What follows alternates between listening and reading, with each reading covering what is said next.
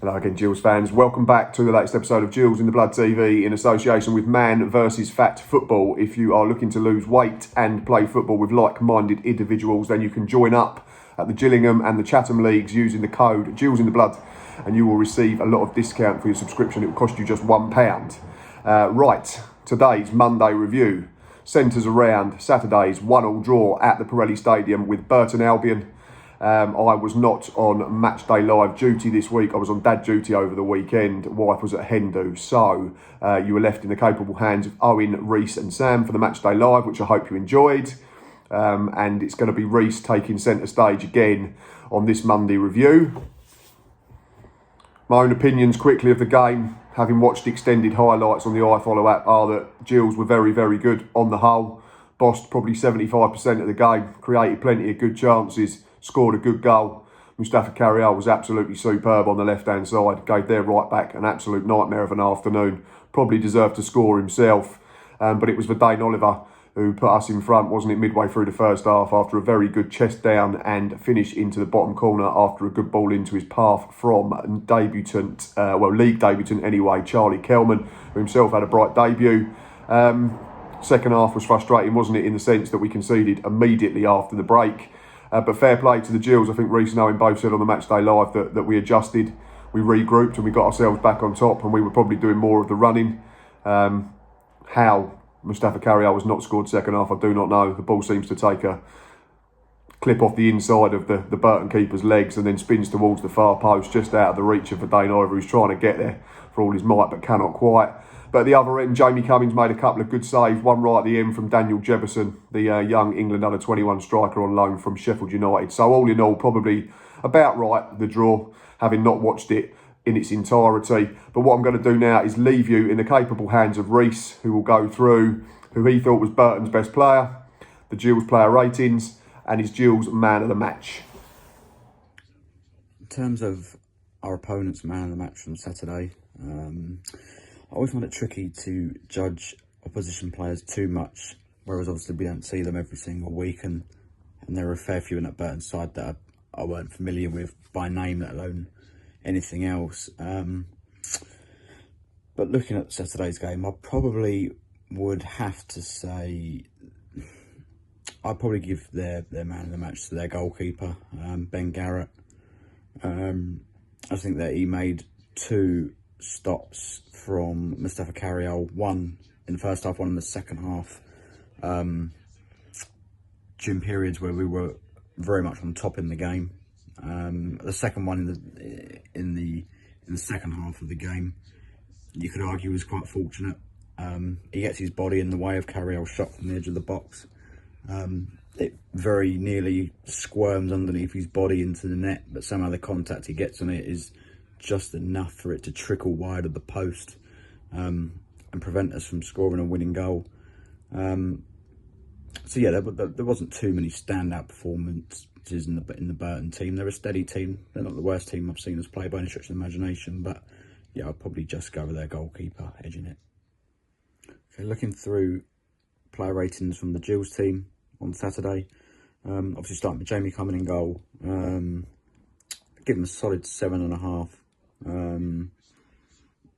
To be honest, much like where I've said Burton's goalkeeper made a crucial save, one in the first half, one in the second half. The same can be said of Jamie Cummings.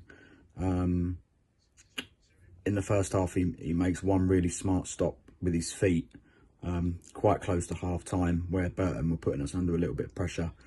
And yeah, he was right place, right time with that one, but more importantly, right near the end of the game, as Burton broke from one of our attacks, and it looked for all the world like they were going to snatch an undeserved winner. But Cummings did really well, stood strong, and parried the ball away to safety. But apart from that, he was commanding of his box, as well as assured in his punches. Distribution was better than what I've seen from him this season. Yeah, really happy with him. In terms of the back four, I'm giving all of them a 7. They'll be disappointed with the goal we conceded, admittedly. You know, especially when we like to consider ourselves a threat from long throws ourselves. To concede from one was really frustrating, but in the main, we defended pretty well. You know, even to Tonda, I've been very critical of this season.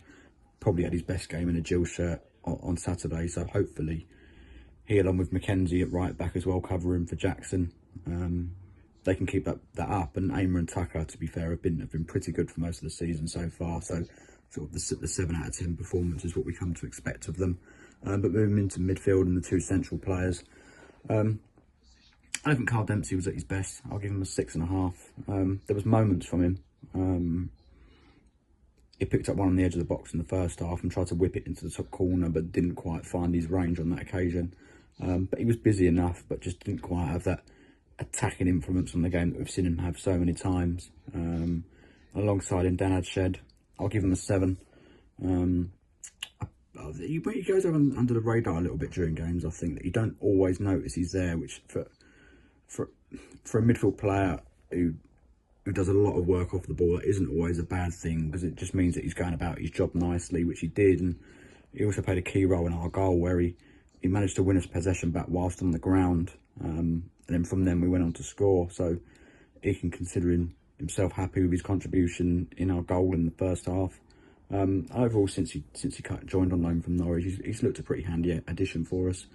And yeah, we're moving out to the wide players. Alex McDonald, it's good to see him back. Yeah, solid 7 out of 10 from him. Plenty of energy, plenty of work rate like we expect. Tired a little bit towards the end, but would expect that given the injuries that he's had. But you know, Maka was quite important for us towards the back end of last season. It looks like now he's back fit. He's going to play a key role again moving forward. But on the other flank, Mustafa Carriel, yeah, it's an 8.5 for him. He was absolutely phenomenal. Gave Burton's right back, should I say, an absolutely torrid afternoon. Every single time he picked the ball up, he was going past him with relative ease. He's a bit of a different type of winger to Jordan Graham, where Jordan Graham liked to trick and a jink of the shoulder past players. Carrier was very much, he'll kick it past someone, knowing full well that he's got the pace to go and get after it and get on the end of it, and that's what he did all afternoon. And yeah, Nevins is still saying that there's more to come from him, which is a really promising sign, because at the moment he looks like a really handy winger at this level. And the front 2, Charlie Kelman, it was a really good league debut from him, I thought. Him and Oliver already looked like there was signs of a really good partnership there. And obviously he played his part in the goal, getting the assist for Oliver with a good little chip pass over the top of the defender. And yeah, he's a player who doesn't look afraid to shoot on sight. He had 3 or 4 shots in the first half, one that he dragged just wide of the post before half time. And had that have gone in, would have gone in 2-0 up, and from there you probably would have fancied us to win the game. But all in all, a really promising start to Charlie Kelman's Gills career. And then yeah, Verdane Oliver, 7.5 for him.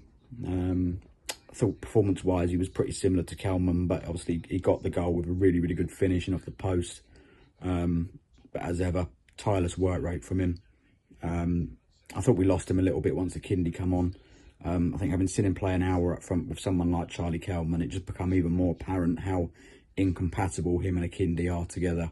So they don't stay close enough together, and when Oliver wins the flick onto Kindy, disappears. So yeah, 7.5 for Dane. And yeah, with the subs, obviously John Kindy, I'll give him a 6. It wasn't the worst cameo I've seen him have, that's for sure. He broke down the right at one point and put a really good ball into the box, which no one was getting, was busting a gut at the back post to get on the end of, which was frustrating. But no, it was standard stuff from John Kindy, really. He didn't have a massive impact on the game, but like I say, I've seen him play worse. And yeah, the other subs weren't on the pitch long enough for me to pass any comment. So yeah, that's my player rating. It's obvious where I go with man of the match, Mustafa Carriel. Yeah, constant threat all afternoon long. All of our good attacking play was coming down his side. And yeah, it was dribbling. He got a couple of shots off that forced the keeper into saves. His direct play, his willingness to commit defenders and force them to back into their own penalty area where they then can't tackle him. And yeah, I've got to be honest, when we signed him, I wasn't too sure what to expect. I thought it might have been one of these sort of panic freebie signings. But it doesn't look like it's going to be the case. And, you know, we're already seeing quite a few comments on Twitter of people saying that they actually prefer him to Jordan Graham, which, given the goals and assists Graham got last season, says something. yeah, looking forward to seeing a lot more of Carriol, and if he can carry on that form that he showed yesterday, then yeah, he's going to be a massive force for us this season. Some excellent stuff there, Reece. So thank you very much. Really appreciate you getting involved and holding the fort over the weekend with Owen and Sam. I think big pluses to me to come out of Reece's match day ratings are the fact that David Tatonda had probably his most solid game in a Gills shirt. Reece gave him a 7 out of 10 along with the whole of that back four, so that's really promising and really encouraging. Robbie McKenzie steady at right back again in the absence of Ryan Jackson, who you'd assume would be first choice when fully fit after what has been a very stop-start period for Jacko. Moving forward, it was a front pairing, an orthodox front pairing, big man, little man, which seemed to work for an hour. Reece and Owen both alluded to it in this video and also on the Matchday Live that when John Akindi come on, they perhaps weren't close enough together, the two front man. And we lost a little bit of a threat, but it's good to see John back. He will provide us with an option and hopefully we can get him up to full speed quickly. Alex McDonald got through another 90 minutes, which was great to see. And as was the fact that we had a really strong bench. So all in all, a really good afternoon. Certainly more positives than negatives. And just tempered with a little bit of frustration that haven't been on top for so long and created so many chances, specifically in the first half, that we probably should have taken 3 points, not just one. But it certainly gives us something to build on with 2 home games on the horizon. We have MK Dons and then the rearranged Charlton fixture back-to-back Saturday and Tuesday. So if we could pick up 4 points from them 2 games, that would set us up nicely and hopefully see us move up the table a few places, because it has been a bit of a stop-start campaign for everybody. And for that reason, we're probably a little bit behind in terms of where we want to be. But in terms of the performance Saturday, from everyone that I've spoken to and the highlights that I've watched, it was much more like a Steve Evans Gills performance. And moving forward, fills us with a lot more optimism. Right, that is enough from myself. But more importantly, Reece today. Thanks for watching. You know where we are. Facebook, Instagram, Twitter and YouTube. Like I say, don't forget to go and check out Man vs Fat Football. If you do want to sign up and use that discount code to save yourself a load of money, then go and get involved straight away. 2 local leagues which you can get involved in. Third tier will return this evening at 8 PM after a week off last Monday. I'll be back later in the week with a match preview with an MK Dons fan ahead of the weekend fixture. But until then, enjoy the rest of your Monday, enjoy the rest of your week, and up the Gills.